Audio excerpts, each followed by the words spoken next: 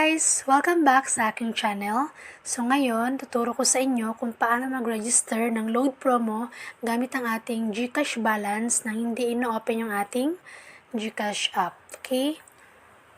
So, itong process na to guys is para lang sa TM and Globe yung kanilang SIM card na ginamit sa kanilang Gcash account. So, hindi applicable kapag token text yung SIM ng inyong Gcash account.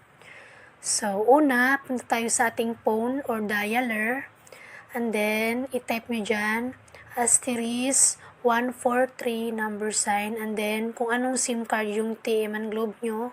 So, in my case, SIM 2 siya. Kaya, SIM 2 yung i-click ko. And then, dapat pag ginagawa natin ng process na to is medyo malakas yung signal natin. And then, piliin natin yung number 9. Gcash. So, dapat guys, pag ganito, basahin muna natin ng maayos bago natin siya isend para hindi tayo magkamali. Kasi may mga times na wala nang back button, so babalik na naman tayo sa umpisa. So, number 9, Gcash. Then, click nyo yung send. And then, next is number 7, buy load. Send. And then, kung anong SIM card yung papaloadan nyo. So, in my case, token text. So, number 5. And then, click nyo yung send. And then, kung ano siya, load promo pala kasi ito yung tuturo ko sa inyo, load promo. Number 2. And then, kung ano yung papaload nyo, kung call and text ba or SERP. So, in my case, SERP. Kasi pang FB lang siya. So, number 2. So, pili na lang kayo dyan, guys.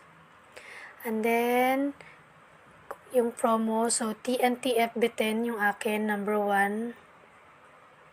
So, pili na lang kayo kung ano yung promo dyan na gusto nyo. And then, yung number na papaloadan nyo. Make sure na tama yung number para hindi kayo magkamali. Para iwas pagkakamali, sayang din pag napunta sa ibang number. And then yung pin ng inyong Gcash. Dapat walang ibang makakita nito kundi kayo lang and then yung mga trusted person. So, ilagay yung pin or password ng inyong Gcash account. Click nyo yung send. And then, ayan na. May upper kagad na TNT FB10 successfully loaded to. And thank you for your purchase. So, punta tayo sa message. And then, doon, may magte-text dyan na dalawa. Token text and then yung Gcash. So, sa token text, magte-text dyan na, yun na nga, na-register na yung load promo. Sitting a promo. And then, yung number, date with date and time and reference number. And then sa Gcash, dito na, may nakalagay dito na you have paid 10 pesos sa number na ito.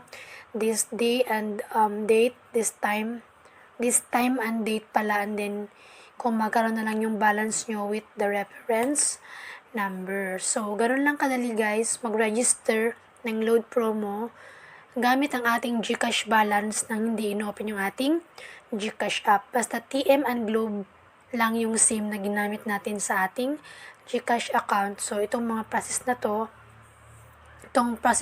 is pwede siya. So, ayun lang guys. I hope na after ito mapanood ay alam nyo na kung papaano.